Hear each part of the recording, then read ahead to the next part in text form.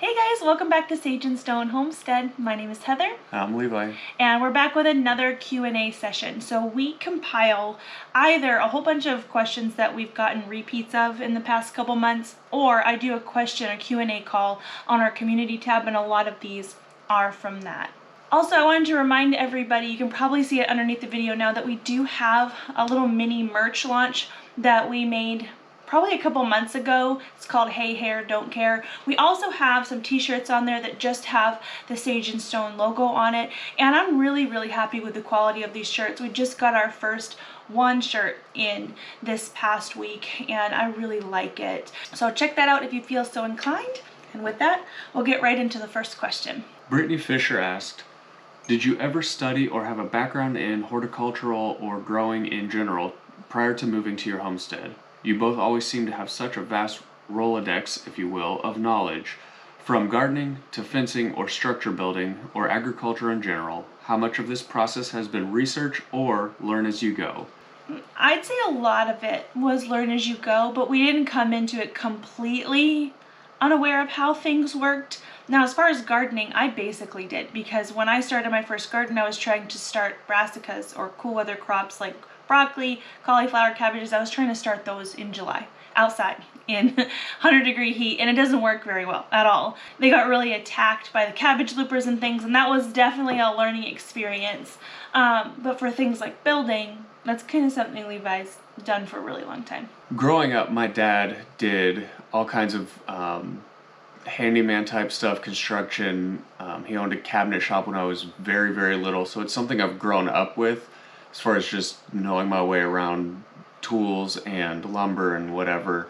The fencing, we did do a little bit of research on YouTube just to make sure we were doing it correctly and as, permanent and sturdy as we could. So having grown up around construction and woodworking, I was able to have a pretty good grasp of what needed done and how to do it when we got here. You also had a kind of a collection of tools, which was really helpful. Not all of the bigger tools, took us a couple years to get our tractor, and our neighbor actually has a lot of implements that we're able to borrow, and having access to bigger tools like that really helps things go smoothly as far as, construction projects go. But YouTube University, it's worth its weight in gold. There's a lot of very valuable information out there in all respects. You can really learn a lot without having to go to any specialized schools or classes or anything like that. Matt Arnold wants to know how many rabbits or goats should someone start out with so that it's not overwhelming? This depends so much.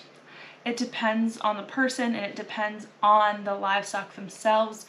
Even just a few very sickly animals can be overwhelming. There can be a lot that you need to watch out for if the animals already come kind of with handicaps. But if you have like an entire herd of super healthy animals that are used to living without a lot of intervention, it can be kind of easy. So it really does depend. I know as far as goats go, you need at least 2. I would suggest having 3 just in case something happens. You have 2 because goats are herd animals. So you want at least 3 goats, in my opinion. You can get away with 2. And as far as rabbits, they are also herd animals, believe it or not. I would have at least 2 rabbits in a good rabbitry for having, meat animals. You want probably 3. A lot of people buy what's called a trifecta, which is a buck and 2 does, and that's a really great way to start out. And from Hillary, do you expect this farm to be your forever home? You seem to be in the bullseye for tornadoes as Tornado Alley is moving east.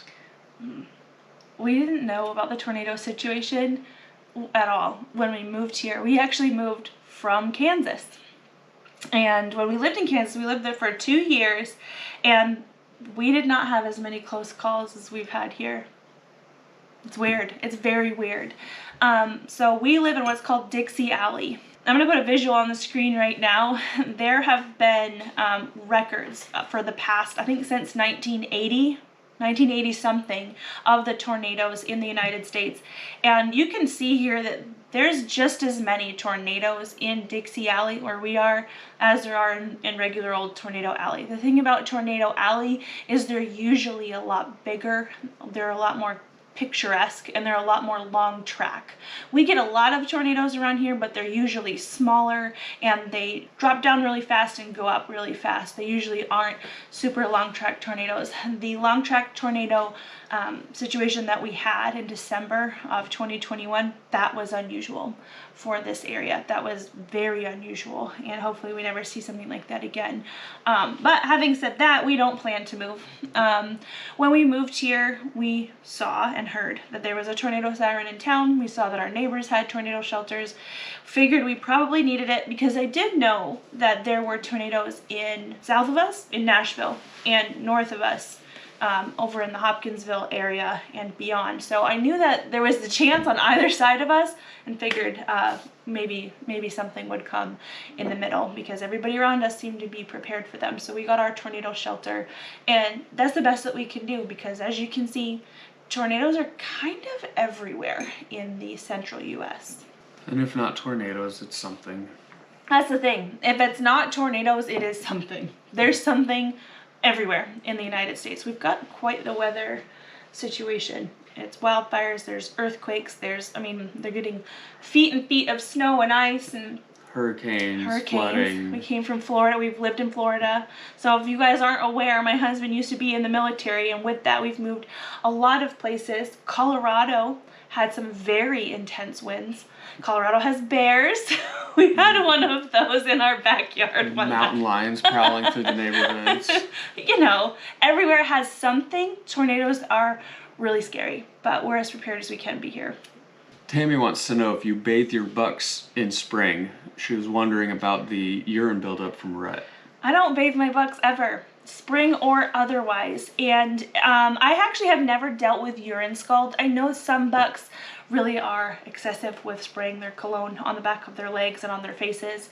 I have taken a damp cloth to, I think it was our buck cache, at one point, just because I was worried about it building up. It may depend on the goat whether or not they need a bath. I've seen people clean off the goats, the back of their legs or their face or whatever, and put a protectant like petroleum jelly or something just to help create a barrier for their skin. And so far we haven't had to do that, but bathing and shaving, it's not in my goat routine. Kentucky Nana asked, were either or both of you raised on a farm? When did you realize homesteading was going to be your life? I was kind of raised on a farm. My dad had horses and chickens in a small garden, and we lived across the street from a small farm. That family had, I think, hogs and sheep at one point, but when I was there, when I was a little girl, I only remember the chickens and the big huge field that they had in their backyard and the raspberry bushes. So I think I had a little bit more exposure to like farming, but you had more exposure to like camping and outdoor life and that kind of thing. We grew up in a neighborhood, but very much outdoors. We went camping very often as a family. My grandfather on my dad's side had a huge property out in Arkansas, and we spent a lot of summers out there just exploring the woods and the wilderness. And my parents did have some friends in the area surrounding us that had horses. One family had a tree farm and they had beehives out there. So it wasn't completely foreign to me, but it's not something I grew up directly involved with. And I know that both of our families did some level of food preservation, because in Florida there's big strawberry fields and things, and they'd go strawberry picking and preserve jam. And we had like the raspberries across the street from our house, but we also had blackberries. A big patch of blackberries, probably twice the size of my house. And we would do blackberry jam and all kinds of things. And the crab apples, my dad still sends crab apple jelly every year, and he also taps his own trees. He has a sugar shack and does his own maple syrup. So there's been a little bit of homestead / outdoor living in our backgrounds, but really nothing like what we're doing now. We only really got into this lifestyle when this property opened up. We were moving from Kansas into Kentucky, and we're shopping for a little bit of land. I know we wanted something out in the country so that he could do his target practice without having to go to the shooting range. And this property opened up, and it came with the barn and the chicken coop and a garden, and I was sold. That was it. Nail in the coffin. From Elaine, I would love your feedback on breeding strategies like line breeding versus outcrossing, what you choose and why. So I think Elaine's talking about goats here, but you could also apply the line breeding or outcrossing strategy to rabbits or really anything else that you wanted to breed. For rabbits, you can, ideally you wouldn't breed related animals, but if the end goal is just the freezer, it does not matter a whole lot. For the dairy goats, that's where you have to be a little bit more careful. I have done a very tiny bit of line breeding, and I actually saw it go wrong. So line breeding versus inbreeding, it all kind of depends on the outcome. You could breed two animals that are very closely related, but as long as they're very strong and they're good genetics, not much, should go wrong with that pairing. So I have Odie, who comes from a mom who produces 3 and 4 teated goats, which is not ideal. I bred him to 3 girls this year. 2 of them have no history of that. And one of them is loosely related to Odie. I bred him to Tempest. They actually share a grandsire. So it's really far up the line, but it's the correct direction. When you're line breeding, you're supposed to try to breed as vertically up the tree as you can, and if you can skip a generation, that's even better. It just helps keep things more diverse, and issues are a lot less likely to come up. But Tempest and Odie had a 4-teated baby, and the little girl looked like she had 2 teats, but they almost looked a little wide, so I sold her as a multi-teated kid at half price, and so that went wrong. That wasn't a good match at all. So basically, if you're gonna line breed, really know what you're working with and understand that you might have to have some heavy culls when bad things do come out of that, but it could be a really good thing if you have some superior animals that you're working with. So I have, until I just did it with Odie and Tempest, I've done nothing but outcross. We just breed unrelated animals, and it has worked out very well, and we have really improved our herd, and we're still working on improving our herd. Kathy asked, who instilled your animal husbandry skills in you? There are very few people with your common sense approach that also manage to genuinely care for their animals' needs. I guess our parents. It didn't occur to me that wouldn't be what everybody did. But I can see in following some other homesteaders that there's a lot. I feel bad sometimes because I feel like I don't have any heart, but then I know that I do. I know that I care for my animals. I haven't exactly talked about it a lot. I was going to make a video back in the day, and I still may do it someday, about how most farms are not animal sanctuaries because a lot of people can't afford to have a lot of pets. They can't afford to retire all of their does out, and it isn't sustainable for, I think, the majority of people. It's a very, in my opinion, it's a very biblical approach too. Okay, I don't know. Because God commanded Adam and Eve, take charge of the earth and subdue it, but it wasn't like, rule with an iron thumb, be a tyrant, whatever. Right. It was care for these things. They're here for you, to serve you. Yeah. So it's the balance of caring for them and being served by them. I don't know really how to answer that question well with that. You did it. I'm going to leave it in. Okay. Rochelle wants to know, is it hard to raise bees? She looked into it and got discouraged after talking to someone whose hive died out after a year, full of white webs. Yeah, bees are not easy. They're not difficult necessarily, but there's things that you really need to be able to get in the colony and detect so that you can hopefully help the bees as much as possible.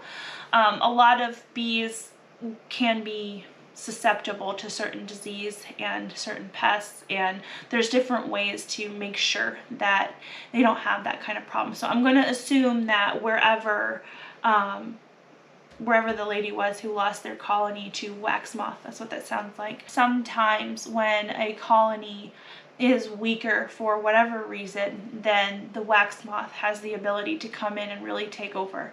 I had a colony go down with wax moth. I didn't talk about it on the channel because I didn't know what was going on at the time. This year I'm only going to be a 3rd-year beekeeper. In my first year I got really spoiled. Like, nothing happened. Nothing went wrong. They all survived the winter, and so I didn't hit any challenges. But the 2nd year I did. There was a colony that I thought, like, I think they lost their queen. I don't know how they lost their queen. And I thought that they were dealing with varroa mites because I was seeing that they were uncapping some of their brood or their baby bees. And it turns out, when I finally shook out the colony and took their equipment away, that there was wax moth in that equipment, and so they wouldn't have survived the winter. So what happened was, when I shook the colony out, all those bees were then homeless, and what they'll do is they'll go into the other colonies that I had out there and just be adopted in by those other colonies before winter. But it's not super simple to keep bees, and I don't say that to discourage anyone from keeping bees, but I think it's a good idea to really do some good research. There's a lot of beekeeping associations that would be happy to have you in to come chat with people, and I'd encourage you to get in with your local beekeeping association. My annual fee is $15, and man, there's a wealth of information for that $15 that you can get at some of these meetings, and a lot of community is built up within these associations. And so I encourage you to get in with them and pick their brains, because beekeeping, a lot like other things, is really regional. There's some things that people deal with really hard up north that we don't necessarily deal with here, and vice versa. So don't think that it's something impossible. It's not impossible, but it's not as easy as just setting up a hive in your backyard and collecting honey, and that's it. From Lisa, how do you handle lice in goats? I don't want to use anything that may need a milk withdrawal time. So I have seen lice twice. The first time was when I first brought my first goats home. They came home with a little bit of lice, and for anybody concerned, the lice that goats have it's not the same thing as people lice. So don't worry if you see lice on your goats, they're not going to be crawling in your hair anytime soon. So what I suggested to Lisa, because I figured this was time sensitive and this was 2 weeks ago when she asked the question, was I have used Terra Shield. I have diluted this in a spray bottle with a little bit of witch hazel, and I've sprayed this on the backs of the goats and brushed it through their hair. And I did that every other day for like a week, and they never came back. At least not for 2 years. The last time I saw lice was, and at this point I don't even know if that's what it was, because Havoc was the only goat with whatever I saw on his skin in the whole area. There was a couple goats in there with him, but I gave him ivermectin at the time, and that was simply because Havoc's hard to catch. So to try to catch Havoc every other day for a week and spray something on him and brush him down, no. And so ivermectin will kill the lice as soon as they bite, and that was really effective. So, but ivermectin does have a withdrawal time. The withdrawal times for injectable ivermectin are different from the withdrawal times from ingestible ivermectin. So look at the bottle of whatever you have and, withdraw accordingly if you have to give it to a goat that's in milk or a goat that you're going to use for meat. Are you worried your bottle baby buckling may be a little too friendly when he's older and in rut?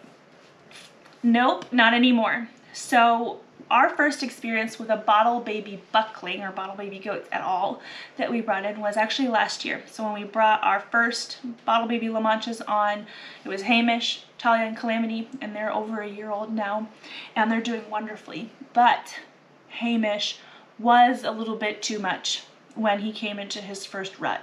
He would blubber at you and try to jump on you through the fence. And it really discouraged me because I thought, great, like he's gonna get to be 180, 200 pounds and he's gonna be dangerous, because that's true.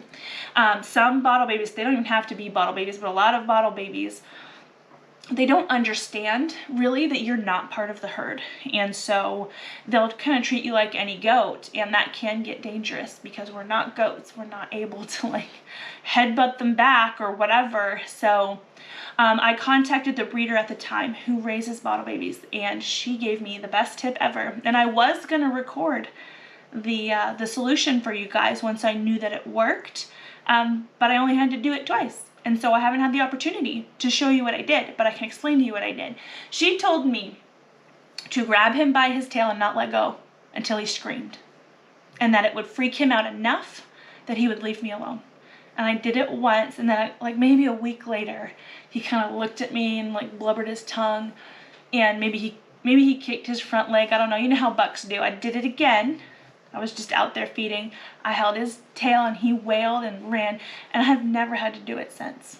So I'll probably have to do that with Farrell in this coming rut season, so in the fall time. And I'll take the camera when I decide I have to do that, if I have to do that. And I'll show you how easy it was to break him of that.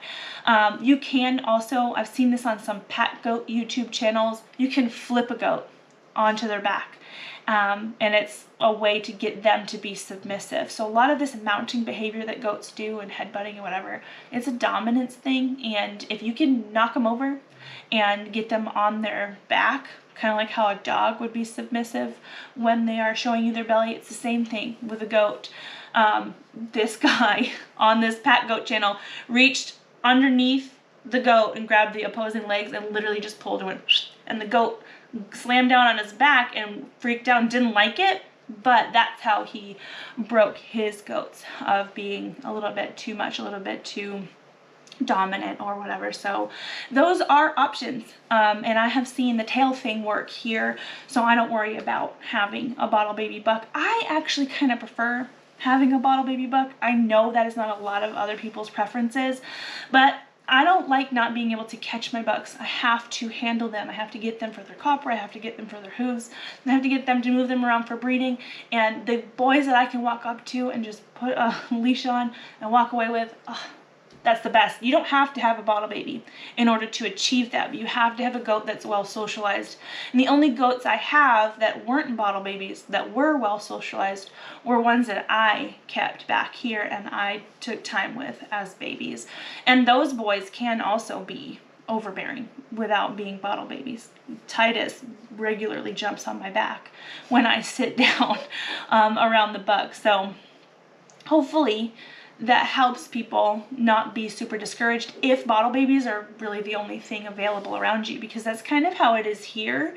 You can get, because Havoc, he was dam raised, but again, Havoc is kind of wild. So if bottle babies are where your good genetics are going to be, don't hesitate to buy a bottle baby. There are ways to work them out of some of their idiosyncrasies, and if not, you can use them and then put them in the freezer and get another buck. Some of it is just personality too.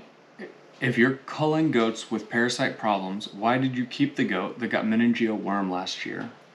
So I think this is a good question. A lot of people don't understand that every issue a goat gets doesn't necessarily mean that they are a danger to the rest of the herd.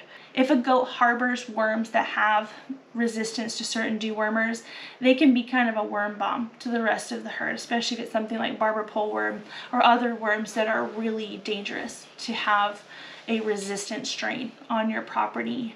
That's not the case with meningeal worm. So the deer worm or meningeal worm, really, they don't survive at all in goats. They cannot complete their life cycle inside of a goat. So if a goat does happen to ingest this worm that crawled out of the feces of a deer, got into a snail or slug, and that snail or slug crawled up the grass that the goat ate, the goat can't then turn around and infect the rest of the herd. They can't turn around and infect the rest of the pasture. It's really just a problem for that goat. And when I took my goat in to the vet to figure out exactly what was wrong with her, and this was Elpis, this was June or July last year, I asked the vet, I said, is there anything about her that made her more susceptible?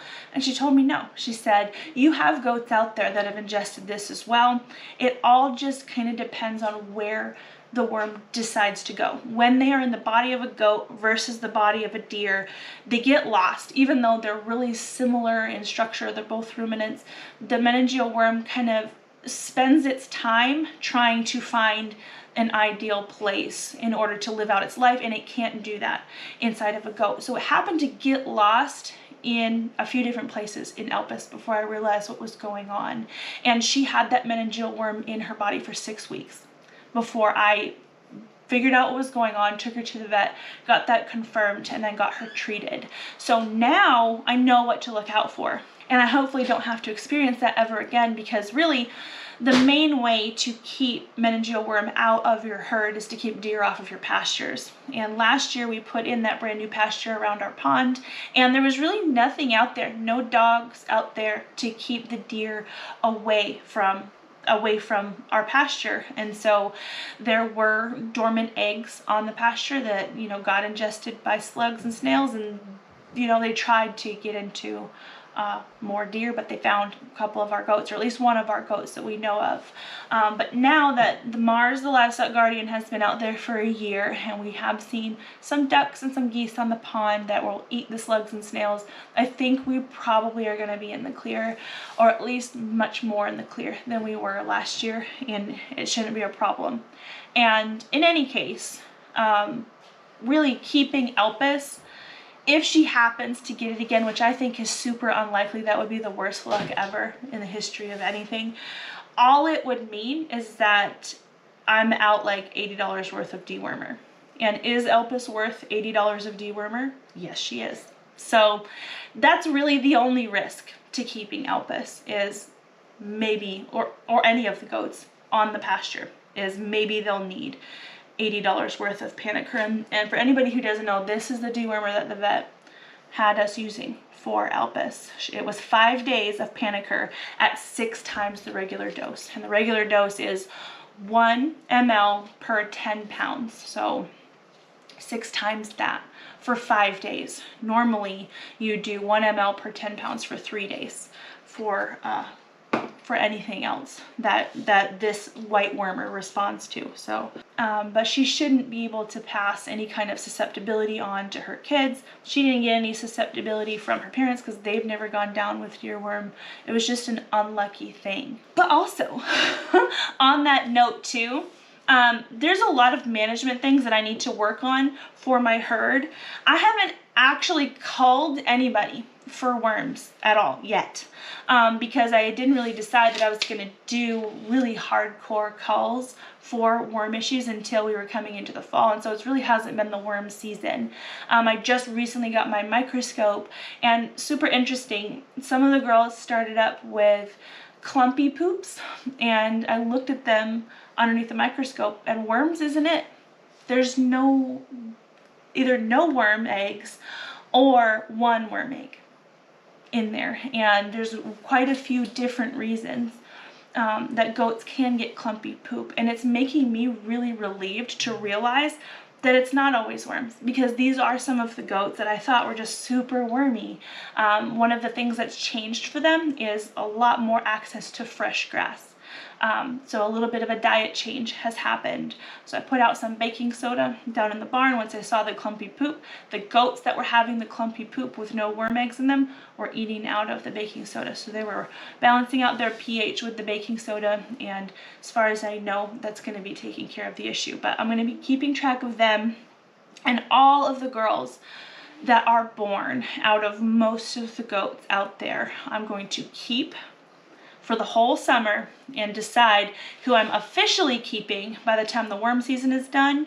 I'll sell off the ones that maybe needed a little extra help or seemed to struggle a little bit more with worms, and then I'll keep the ones that didn't. But I need to be able to see what's going on with them before I really cull anybody. So that's going to be the long-term plan for this year. It's going to be a while before I cull anybody for worms because I want to work on my management, and I want to be able to actually see what's going on with my microscope, not just with what's coming out of the goat. All right, so you guys know, or maybe you don't, and you happen to be fortunate enough to be at the end of this video. Thank you for listening to my long yammering about my goats and my plan with my goats. But we like to do a giveaway at the end of every Q&A, and today it's really, really special. So we just recently purchased a domain name on the internet, and we have secured sageandstonehomestead.com.